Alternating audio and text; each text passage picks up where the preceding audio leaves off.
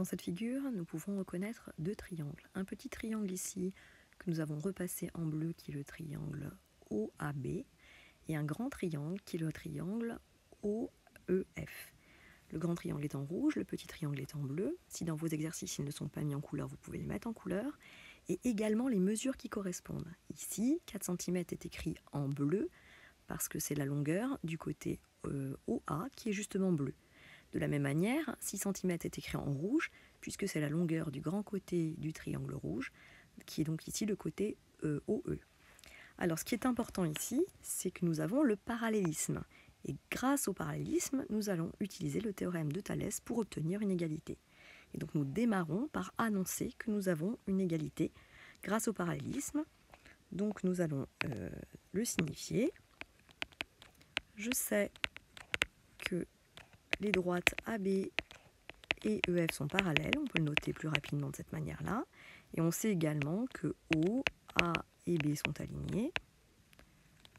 De la même manière, nous avons de l'autre côté O, alors c'est pas B qui est aligné, mais plutôt O, A et E. Et nous avons O, B et F qui sont alignés.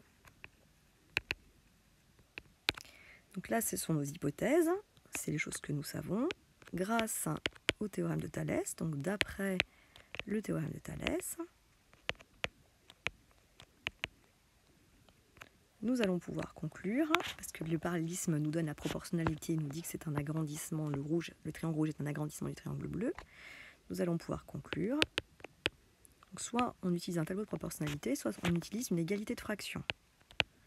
Moi je vais utiliser une égalité de fraction, donc je vais mettre OE et EF, et en dessous, donc j'ai choisi de respecter les couleurs pour vous aider. Donc OE est un agrandissement du côté OA et EF est un agrandissement qui correspond au côté AB. Donc une fois que nous avons ça, nous allons pouvoir remplacer. Donc là, il y a le calcul qui va pouvoir se faire du côté manquant, c'est-à-dire EF. Calcul de EF. Donc nous allons pouvoir remettre l'égalité. Je respecte encore les couleurs pour vous aider, mais quand on maîtrise très bien, nous n'avons plus besoin de mettre les couleurs. Donc là, je vais remplacer OA 4 cm, AB 3 cm, alors j'ai mis centimètres, on peut le mettre ou ne pas le mettre, OE 6 cm, et puis nous cherchons EF, donc là je suis obligée de laisser les lettres. Et pour trouver EF, donc nous avons plusieurs solutions pour calculer puisqu'il s'agit de la proportionnalité.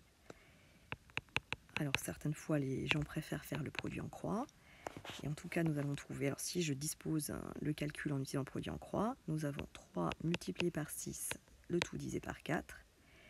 En réalité nous avons un coefficient de proportionnalité de 1,5 et nous allons trouver 4,5 cm.